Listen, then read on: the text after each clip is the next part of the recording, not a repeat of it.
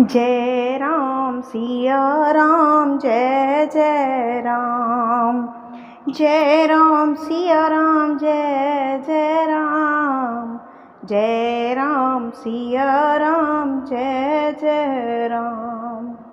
हर हर महादेव। दोस्तों, भक्ति सागर सोनिका चैनल में आप सबका स्वागत है और हम आपको सुनाने जा रहे हैं शिव महापुराण की कथा, जिसमें पहले खंड के आपको 20 अध्याय हम सुना चुके हैं और आज हम आपको 21वां, 22वां और 23वां 3 अध्याय सुनाएंगे। 3 अध्याय इसीलिए क्योंकि अध्याय छोटे होते हैं और कथा समझ में आ जाती है। 2-3 अध्यायों की कड़ी से आप कहेंगे कि शिव पुराण की कथा में जय राम सिया राम जय जय राम कैसे। जिन्होंने पीछे के अध्याय सुने हैं उनको पता है कि 20वें अध्याय में माता सती ने किस प्रकार श्री रामचंद्र जी का परीक्षा ली, उनसे भेंट की।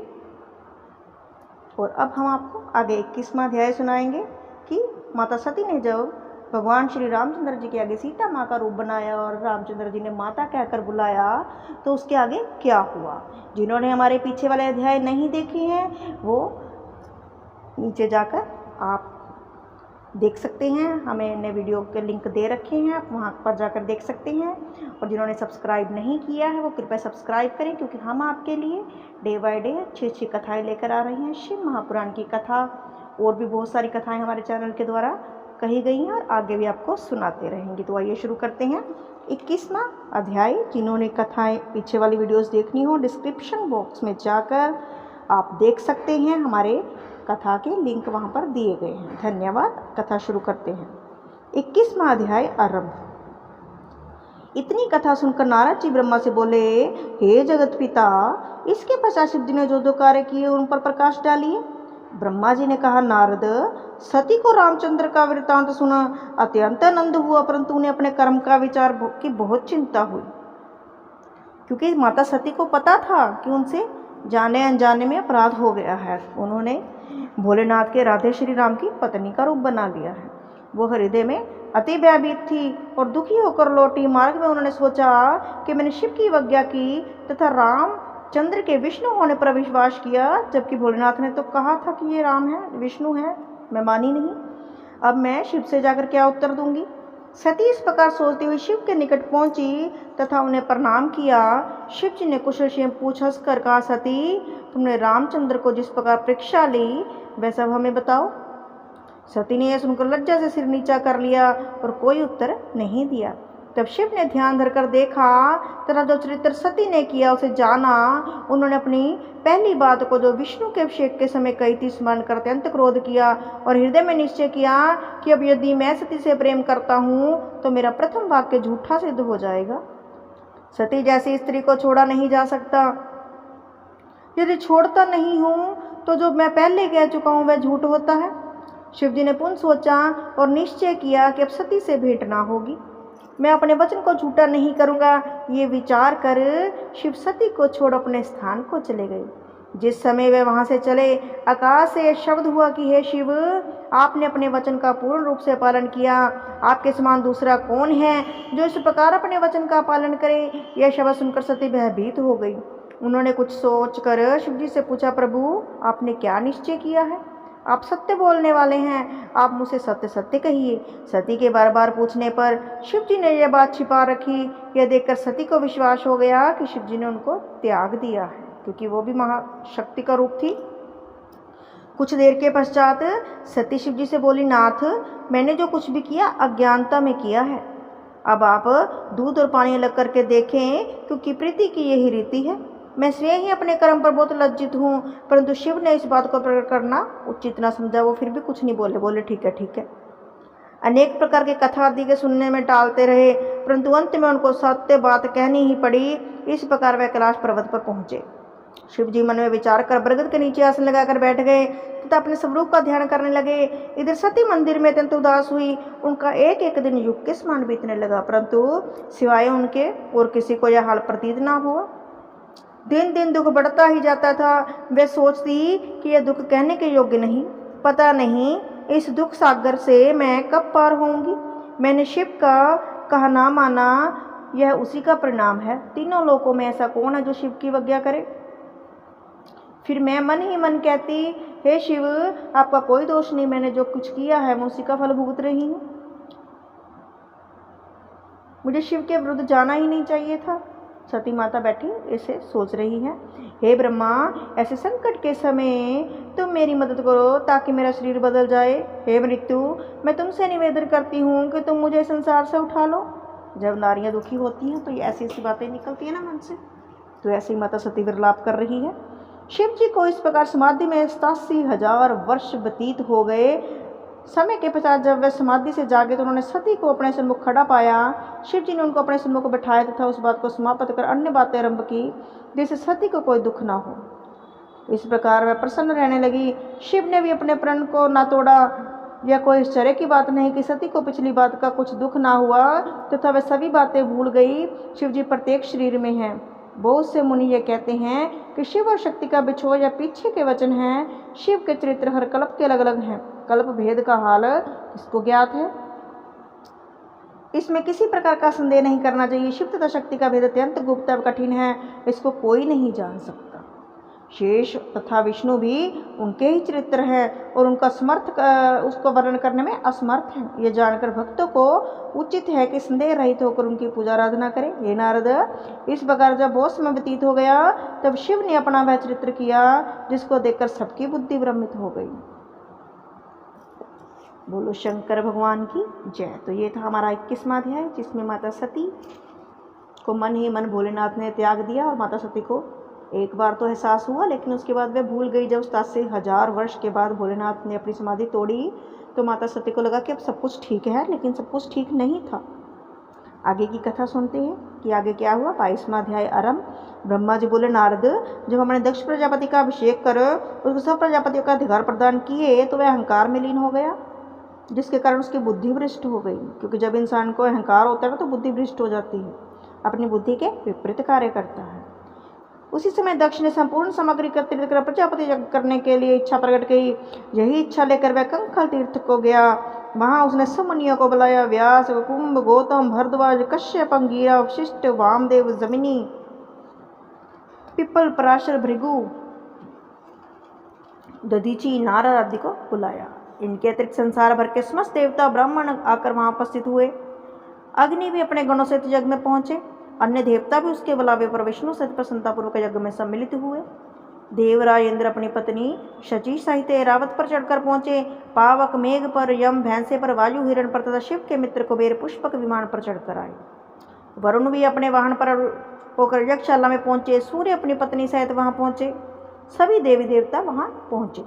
दक्ष ने सबको उपस्थित देखकर अत्यंत मगन हो सबका आदर सत्कार किया। सबके निवास के लिए विश्वकर्मा द्वारा बनाए हुए मंदिर बता दिए, मतलब सबको रहने के लिए उचित स्थान दिए गए, मंदिर दिए गए, क्योंकि प्रोग्राम लंबा चलने वाला था। उस समय सती जी गंधमादन पर्वत पर अपनी सखियों के साथ क्रीड़ा कर रही थी। उन्होंने देखा कि चंद्रमा अपनी पत्नी सहित चला जा रहा है। सती ने अपनी विद्या नाम की सखी को आदेश दिया कि तुम चंद्रमा से जाकर पूछो कि वह कहाँ जा रहा है। सखी की आज्ञा अनुसार विद्या ने चंद्रमा से जाकर पूछा। सती पूछती है, तुम अपनी पत्नी सहित ऐसे ठाठ से कहाँ जा रहे हो? यह बात सुनकर रोनी ने कहा, सती के पिता दक्ष प्रजापति ने कंखल में यज्ञ आयोजन किया है, वहाँ बहुत बड़ा उत्सव है, उनके निमंत्रण पर हम सब वहीं जा रहे हैं।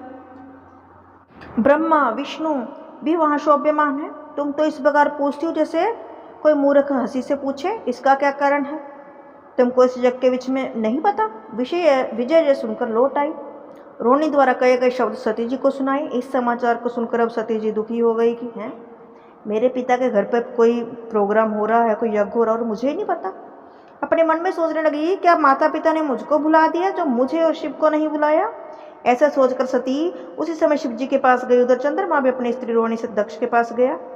नारद, दक्ष के यज्ञ की सजावट तथा उस समय के नंद जो उस यज्ञ में मनाए जा रहे थे अवर्णनीय थे।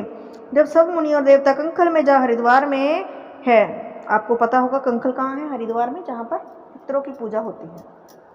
आज भी लोग अस्थियाँ वगैरह विसर्जन करने जाते हैं तो कंखल जाते हैं।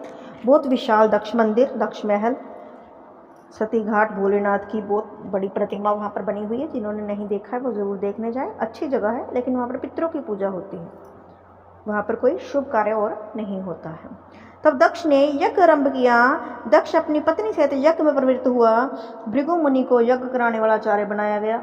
दक्ष ने उस यज्ञ में सबको उपस्थित देखा, शिव से शत्रुता स्वीकार की। उस समय मेरे पुत्र दधीचि ने सदाशिव को यज्ञशाला में न देख आश्चर्य से कहा, इस उत्सव में समस्त देवता मुनि ब्रह्मा के पुत्र आदि आए, परंतु फिर भी मैं निश्चय से कहता हूँ कि यह सभा सदाशिव के बिना अशोभित है।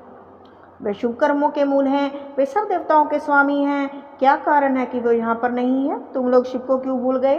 हे दक्ष, तुम्हारी बुद्धि किस प्रकार भ्रष्ट हो गई है? तुमने भोलेनाथ को नहीं बुलाया? शिव को प्रसन्न करके यहाँ ले आओ, तभी तुम्हारा उद्धार होगा। सती जी को भी प्रसन्न करके यहाँ ले आओ। यह निश्चित समझ लो कि बिना शिव के यहाँ आए हुए यज्ञ पूर्ण नहीं होगा। आश्चर्य ऐसे देवता को जिसका स्मरण करने अथवा नाम लेने से संपूर्ण कार्य सिद्ध होते हैं, तुम लोग क्यों भूल गए उन्हें? यहाँ क्यों नहीं बुलाया? मैं फिर कहता हूँ कि जब तक शिव ना आएंगे यज्ञ पूर्ण ना होगा। दधीचि के ऐसे वचन सुनकर यज्ञ दक्ष अत्यंत क्रोधित हुआ तथा हंसकर बोला, हे दधीचि, यहाँ पर सब देवताओं के स्वामी बैठे हैं, सब धर्म वेद शिव कर उपस्थित हैं, सबके स्वामी विष्णु भी इस यज्ञ में विराजमान है। अब क्या शेष रह गया है, मुझे बता दो। मेरे इस यज्ञ में ब्रह्मा वेद धर्म शास्त्र पुराण उपनिषद अपने अपने गुण सहित आ चुके हैं।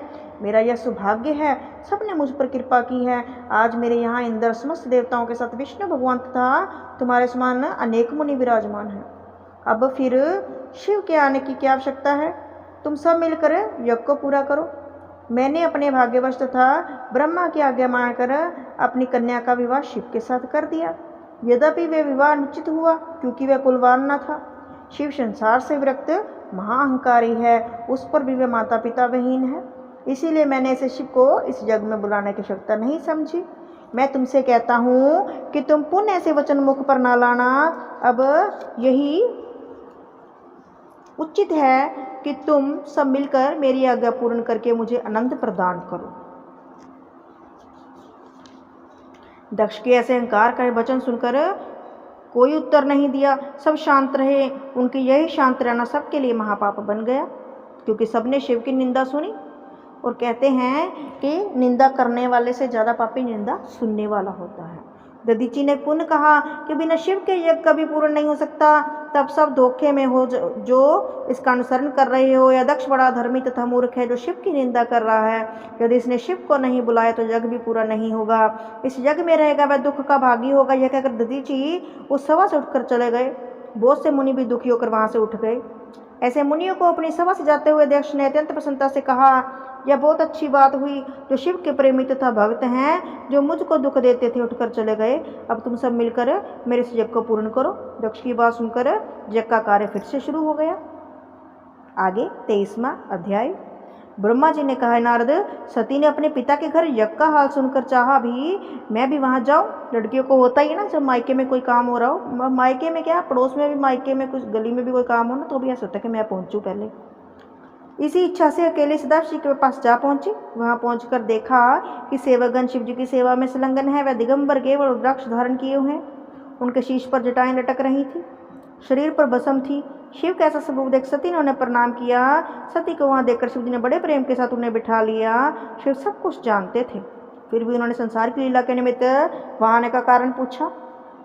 पूछते हैं ना, क्या काम है, कैसे आई? तब सती अत्यंत प्रसन्न होकर बोली, प्रभु, क्या आपको यह अच्छा नहीं लगा कि दक्ष ने यज्ञ आरंभ किया, मित्रों बंधुओं को सबको बुलाया? अच्छे लोग भले बंधुओं की संगति स्वीकार करते तथा आनंद प्राप्त करते हैं। आपको यह उचित है कि वहां चलकर यज्ञ को पवित्र करें, मुझे भी अपने साथ ले जाकर चलें। मेरी इच्छा है, इसकी पूर्ति कीजिए। मेरे पिता के घर यज्ञ है।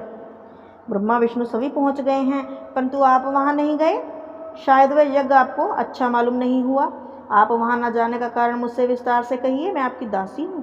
मेरी हार्दिक इच्छा है कि मैं अपने पति के घर पर जाऊँ। आप मुझे वहाँ पर लेकर चलिए ना।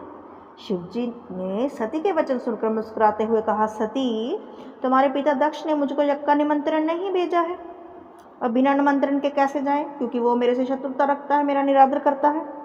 तुम ही सोचो, वहाँ केवल तुम ही को ना बुलाकर अन्य सब लड़कियों को क्यों बुलाया? इसका एकमात्र कारण है कि वह हमसे शत्रुता रखता है, वह हमें नहीं बुलाना चाहता है। और ऐसे स्थान पर बिना बुलाए नहीं जाना चाहिए। यही धर्म है। अपने पिता, मित्र, गुरु, स्वामी के घर भी बिना बुलाए नहीं जाना चाहिए, परंतु उनके मन में शत्रुता भी नहीं होनी चाहिए। किसी के घर बिना बुलाए जाना मृत्यु से अधिक तथा अनादर एवं लोक निंदा का कारण होता है। सती यह सुनकर बोली कि स्वामी, आप जिस वैर का कारण तो बतावें। शिव जी ने पिछला सब वृत्तांत क्या सुनाया, जहाँ पर नंदी ने दक्ष जी को और दक्ष ने नंदी जी को पीछे सुनाया था हमने। जिन्होंने नहीं सुना है वो आपको डिस्क्रिप्शन में आपको मिल जाएगा लिंक, आप देख सकते हैं कि क्या हुआ था। उसको बड़ा कष्ट उठाना पड़ा। शिव ने सती को अनेक प्रकार से समझाया, परंतु सती को यह अच्छा नहीं लगा, क्योंकि लड़कियों का मन हमेशा अपने मायके की ओर लगा रहता है। वह दक्ष प्रति प्रसन्न एवं कुपित होकर कहने लगी, शिव जी, आप तीनों लोगों का आनंद प्रदान करने वाले हैं, सभी देवते आपका स्मरण करते हैं, आप यज्ञ कर्म तथा यज्ञ के फल हैं, आपकी दृष्टि मात्र से तीनों लोग तृप्त हो जाते हैं, आपसे यज्ञ पूर्ण पवित्र होता है। मूर्ख दक्ष ने आपको यज्ञ में नहीं बुलाया, सो मुझे चिंता है कि कहीं उसका यज्ञ किस प्रकार पूर्ण होगा, कुछ ना कुछ अप्रिय घटित होने वाला है वहाँ पर। मेरा पिता इस प्रकार अज्ञानी कैसे हो गया, मुझे बड़ी चिंता है। मुझे आज्ञा दें, मैं जाकर मतलब उसको समझाऊं, जैसे लड़कियों को होता है ना कि मैं कहती हूँ जाके फिर काम बनेगा। हे नारद, शिव जी को तो कुछ और ही लीला करनी थी। उन्होंने सती के आग्रह को न टालकर उन्हें नंदी पर सवार होकर यज्ञ में जाने की आज्ञा दे दी कि अब ये मानने वाली तो है नहीं, जाओ, इच्छा है तुम्हारी, पिता का घर है भाई, रोक भी नहीं सकते, मायके जाने से कौन रोके। उन्होंने सती के साथ अपने 60,000 गन देकर विदा किए, अच्छे अच्छे वस्त्र भूषण दिए, सती का स्वरूप अति उत्तम कर दिया है। नारद, शिव ने ऐसी माया की कि सती बड़ी धूमधाम से चली। सती ने उस समय अपनी जैसी शोभा प्रकट की वैसे किसी समय में भी प्रकट ना की थी।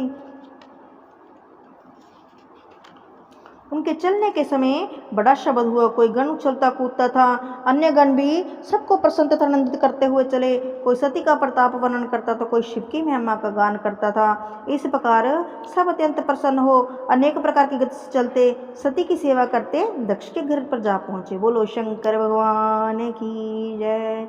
ये थे हमारे 21 से लेकर 23 तक अध्याय, जिसमें हमने देखा कि माता सती दक्ष प्रजापति के घर पहुंच चुकी हैं। उनको यज्ञ का निमंत्रण नहीं था, लेकिन वो फिर भी आई। तो अब आगे की लीला जानने के लिए यदि हमने सब्सक्राइब नहीं किया तो सब्सक्राइब करें और हमारे साथ जुड़े रहें। पिछली वीडियो देखने के लिए डिस्क्रिप्शन में जाएं और वहां पर वीडियो के लिंक लें। कमेंट बॉक्स में हर हर महादेव ज़रूर लिखें। धन्यवाद।